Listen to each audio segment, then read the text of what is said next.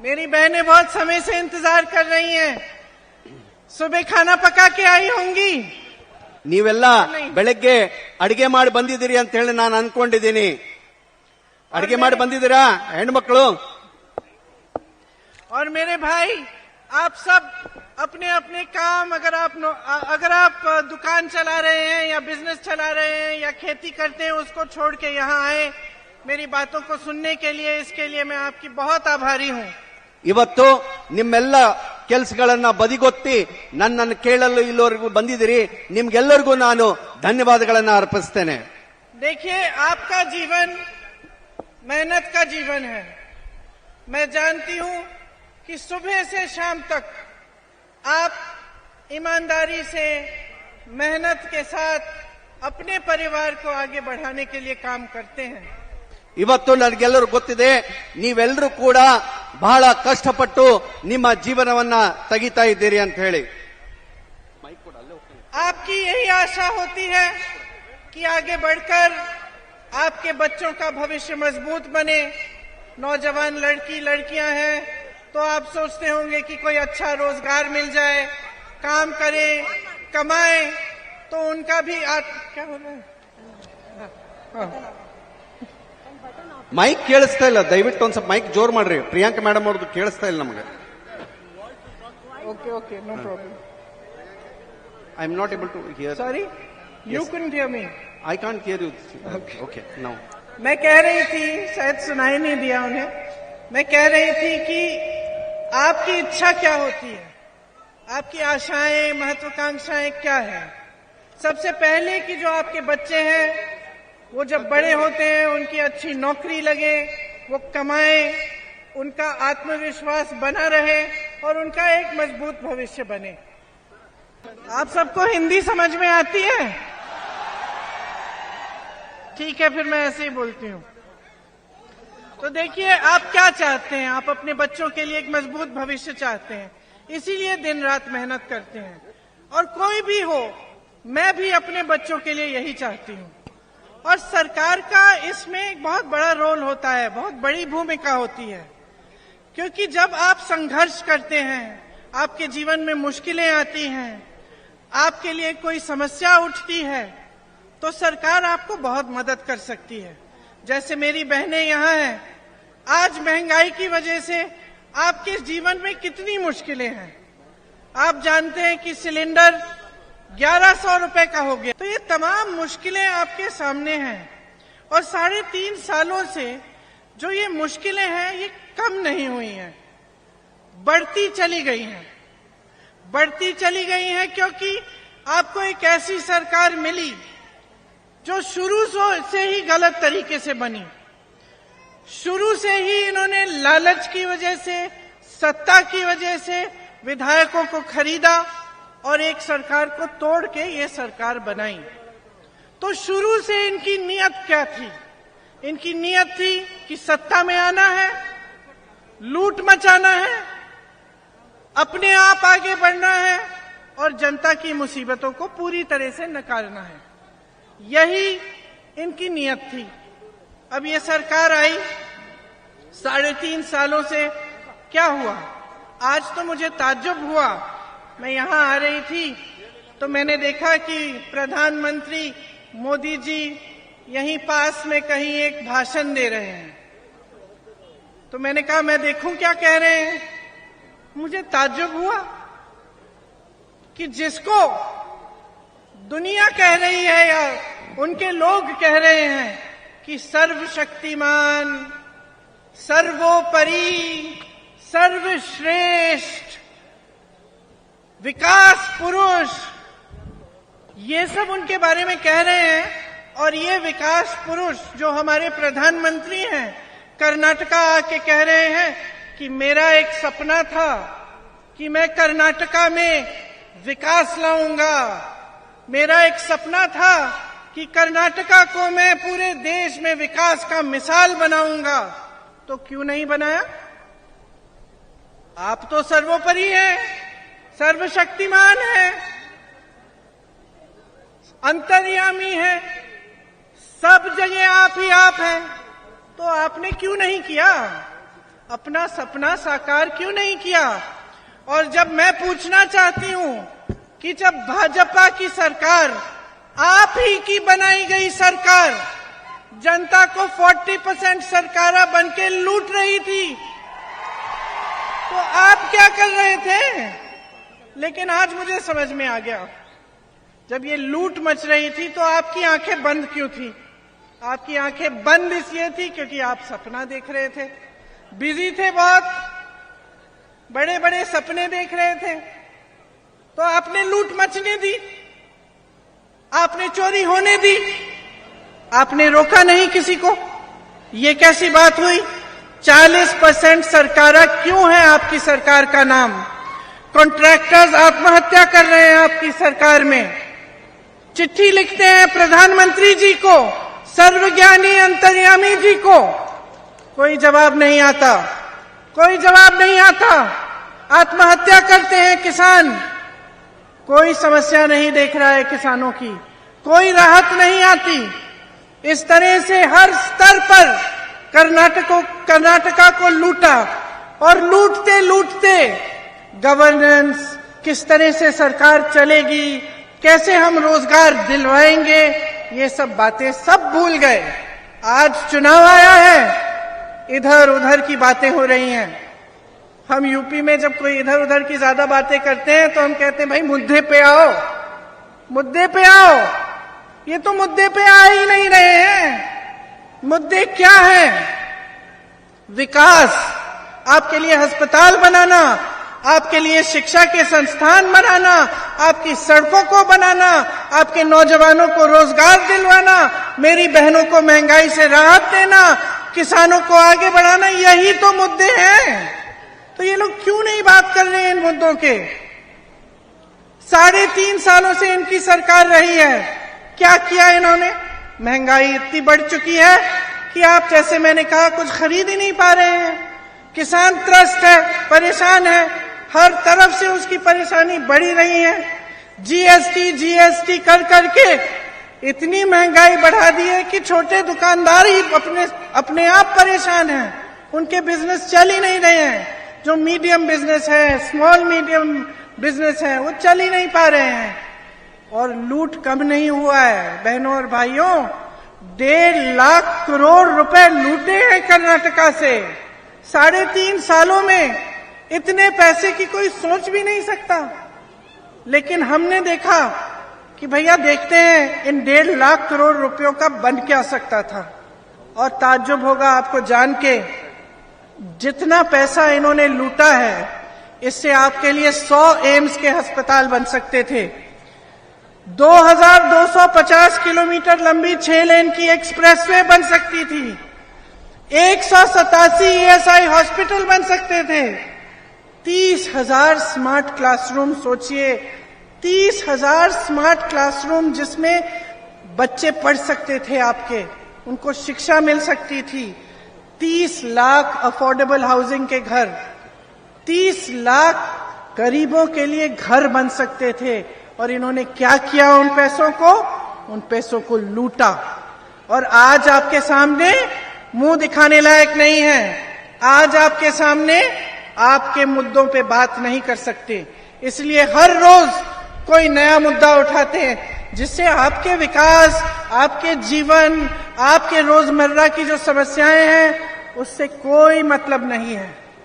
आपने खुद ही देखा होगा कि बेंगलुरु जैसे बड़े शहर से कितनी सारी कंपनियां चली गई हैं इन 3.5 सालों में।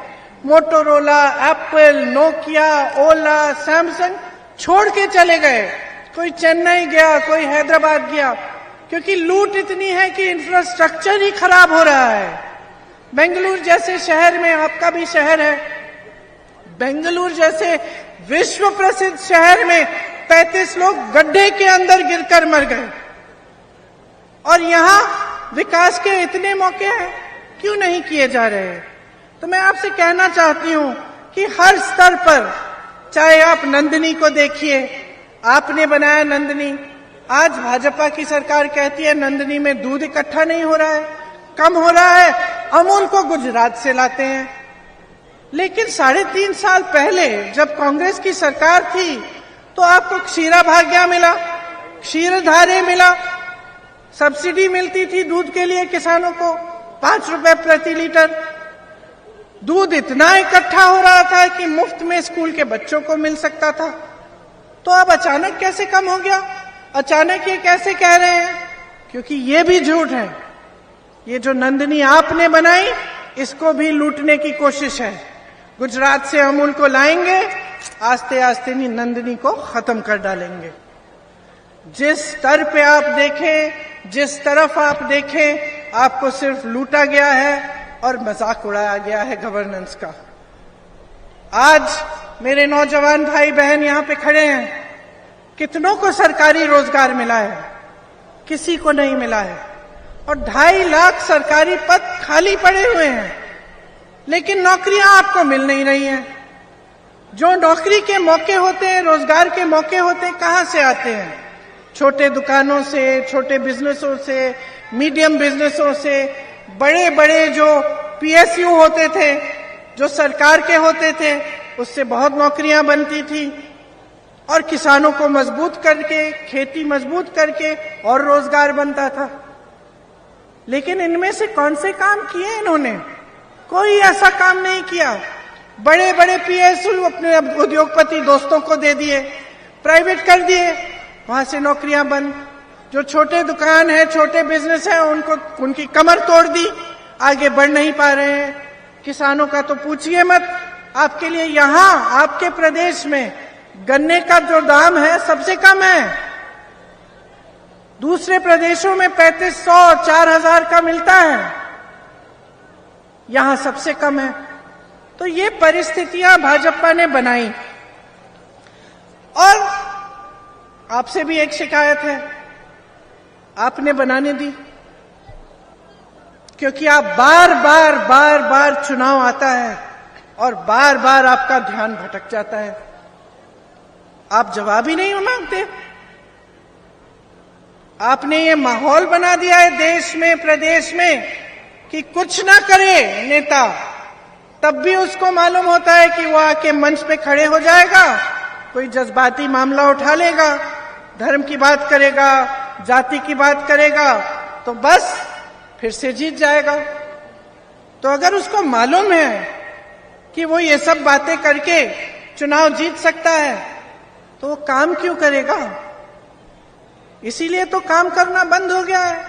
इसीलिए तो जवाबदेह सरकारें बनती नहीं है, क्योंकि जब मौका आता है चुनाव का, तो ऐसा ध्यान भटका देते हैं आपका मीडिया में ये सब डाल के और धर्म की बातें करके और इधर उधर की बातें करके, कि आप भूल जाते हैं कि आपका वोट तो आपके लिए लगना चाहिए। आपका वोट आपके विकास के लिए, आपके बच्चों के विकास के लिए जाना चाहिए। आप भूल जाते हैं, आपके जज्बात उठ जाते हैं, आप भूल जाते हैं। तो इसीलिए मैं चाहती हूं कि आज आपके सामने खड़े हुए, आपसे वोट नहीं मांगना है मुझे, आपकी जागरूकता मांग रही हूं मैं कह रही हूं जाग जाओ।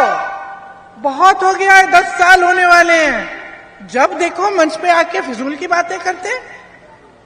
अरे बताएं तो सही, 3.5 सालों में कर्नाटका में किया क्या? अगर किया है तो बता पाओगे।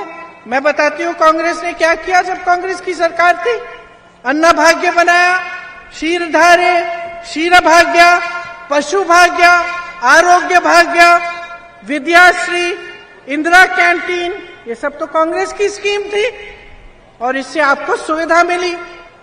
कांग्रेस की सरकारों ने राजस्थान में देखिए, छत्तीसगढ़ में देखिए, किसानों के कर्ज माफ किए हैं। छत्तीसगढ़ में 18 लाख किसानों के कर्ज माफ हुए हैं।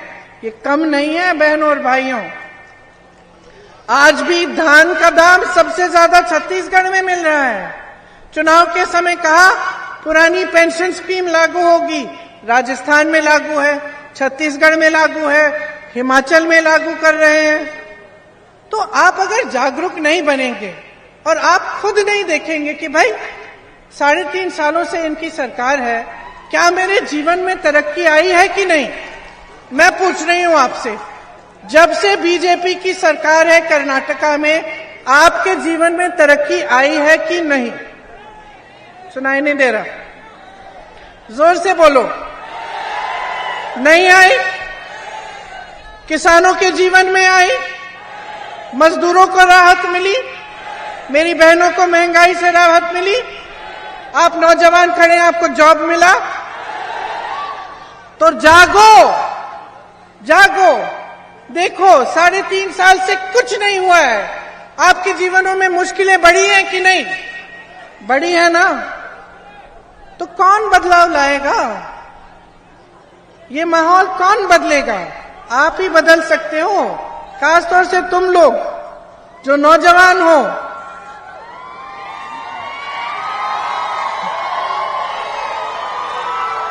बदलाव लाओ, अपना हक मांगो। ऐसी सरकारों को मत लाओ जो आपका आदर नहीं करते हैं, जो आपका हक नहीं देते हैं। कांग्रेस आपको अपने हक देना चाहती है, इसीलिए कांग्रेस ने कुछ गारंटी बनाई है। क्या है ये गारंटी? 100% प्रगति लाएंगे। ये जो 1.5 लाख करोड़ रुपए इन्होंने लूटे हैं, ये हम किसानों के लिए, इनको मजबूत बनाने के लिए डालेंगे। 2.5 लाख सरकारी पद खाली पड़े हैं, शर्म की बात है। कांग्रेस ने ये प्रयास करेगी कि 1 साल के अंदर अंदर ये 2.5 लाख पद भरे जाएंगे। गृह ज्योति योजना लाना चाहते हैं हम। 200 यूनिट बिजली आपको फ्री मिलेगी। अन्ना भाग्य में आपको 10 किलो चावल मिलेगी। और ऐसी चावल नहीं जो मुझे एक महिला ने बताया 2 दिन पहले कि दीदी जो चावल हमें मिल रही है वो हम खा ही नहीं पाते। हम अच्छी चावल देंगे, आपको 10 किलो देंगे। युवाओं, एक युवा निधि स्टार्ट करेंगे। युवा निधि में जिसका ग्रेजुएशन हो गया है लेकिन नौकरी नहीं है, उसको हर महीने 3,000 रुपए सरकार देगी। और जिसका डिप्लोमा है उसको 1,500 रुपए हर महीने सरकार देगी। गृह लक्ष्मी योजना, मेरी बहनों, सबसे ज्यादा मेहनत आप करती हो। आप घर का बोझ, महंगाई का बोझ, समाज का बोझ उठाती हो। मैं जानती हूं कितना मुश्किल है जीवन। मैं जानती हूं कि इसके बावजूद सबसे कम सहायता समाज आपका करता है।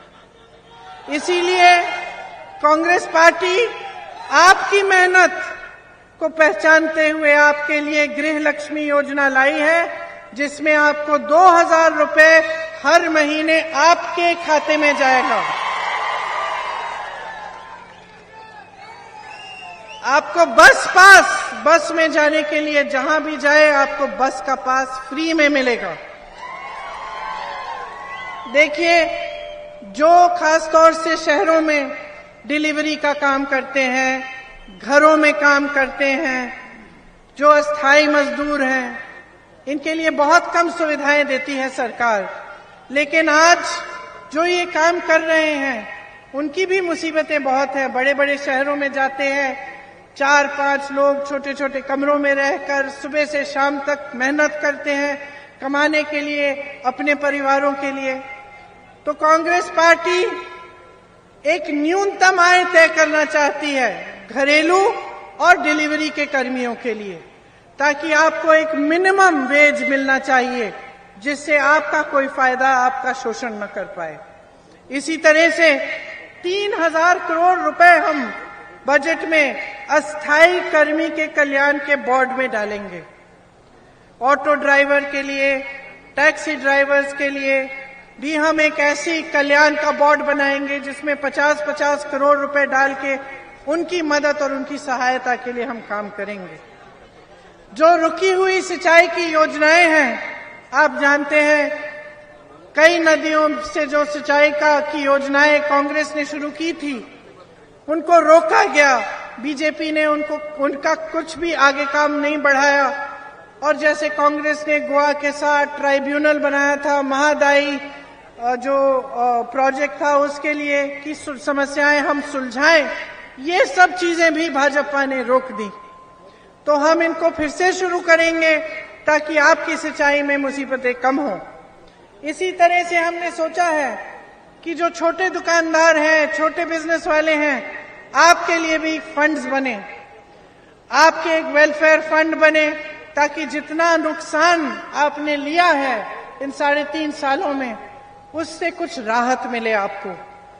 हमने light engineering, automobiles, electrical equipment में हम चाहते हैं कि नए नए उद्योग बने।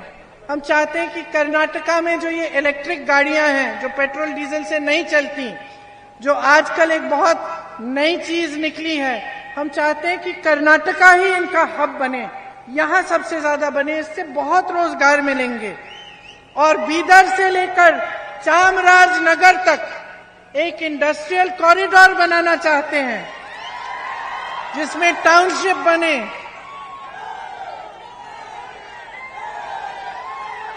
और अनेक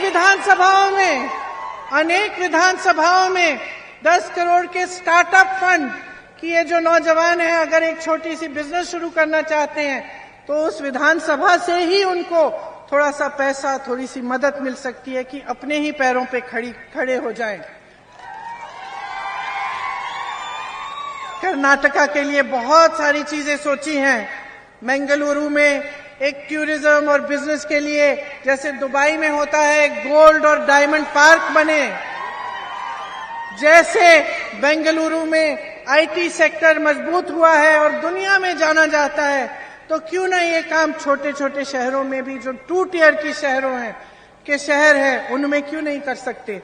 तो हमारा प्लान है कि मैसूरू, हुबली, धारवाड़, गुलबर्गा, बेल्लारी, चित्रदुर्गा जैसे जो छोटे शहर हैं, इसमें भी हम आईटी को मजबूत करें, टेक को मजबूत करें। ये सब हमारी योजनाएं हैं, हम आपके लिए करना चाहते हैं। ये कल्याण कर्नाटका है। आपको मालूम है कि कांग्रेस ने ही 371J का, जो आर्टिकल 371J है संविधान का, कांग्रेस ही लाई थी और यहाँ के लिए तमाम विकास के रास्ते खोले। इसके लिए सोनिया जी लड़ी, मनमोहन सिंह जी लड़े और मल्लिकार्जुन खड़गे जी, जो आज कांग्रेस के अध्यक्ष हैं, वो बहुत लड़े। और जब ये आर्टिकल 371J लाए तो हमारे मन में यही था कि कर्नाटका को पूरी तरह से हम विकसित करेंगे। उसकी वजह से रोजगार मिले, किसानों की सिंचाई की सुविधा मिली, कल्याण कर्नाटका का बहुत विकास हुआ। आज वो विकास कहां गया? 3.5 सालों में सारा बंद कर चुके हैं। बेरोजगारी बढ़ गई है। आपको याद होगा, यहां पे यादगीर रेलवे कोच की फैक्ट्री खोली थी। ये सब कांग्रेस ने किया था। लेकिन आज भयंकर बेरोजगारी है कल्याण कर्नाटका में। पीने का साफ पानी नहीं मिल रहा है आपको। मुख्यमंत्री जी ने कोई ध्यान नहीं दिया इस क्षेत्र में। 40,000 सरकारी नौकरियां खाली पड़ी हैं इसी क्षेत्र में, कल्याण कर्नाटका में है। 16,000 शिक्षकों के पद खाली हैं और शिक्षित लोग हैं, क्यों नहीं भरे जा रहे हैं? क्योंकि हर तरफ से इन्होंने आपको पूछा नहीं है, घोटाले किए हैं। आप भर्ती के इम्तिहान देते हैं, पीएसआई का इम्तिहान देखिए, पुलिस के कर्मी खड़े हैं, बच्चे मेहनत करते हैं, पेरेंट्स उनके माँ बाप फीस भरते हैं ट्यूशंस के लिए कि भर्ती के इम्तिहान के लिए तैयारी अच्छी होगी, अच्छी नौकरी मिलेगी। तो ये सब मेहनत करने के बाद, पढ़ाई लिखाई करने के बाद, फीस भरने के बाद क्या पता चलता है? उसमें भी घोटाला कर दिया। तो ये परिस्थितियां बन गई हैं कर्नाटका की। और जैसे मैं आपसे कह रही थी, ये परिस्थितियां सिर्फ आप बदल सकते हो, ये आप ही के हाथों में है। समझ लो, महान इतिहास है आपका, आपकी संस्कृति दुनिया भर में जानी जाती है। यहाँ के महान गुरु महात्मा सबने ये संस्कृति आपके साथ बनाई, आपके समाज ने बनाई। आपका एक ऐसा प्रदेश है जो मुझे याद है, जब मैं छोटी थी मेरे पिताजी कहते थे हम कर्नाटका में बहुत विकास कर सकते हैं, वहां पे आईटी टेक की बड़ी बड़ी शहरें बना सकते हैं। और मैं पूछती थी कैसे, छोटी थी, मुझे नहीं मालूम था।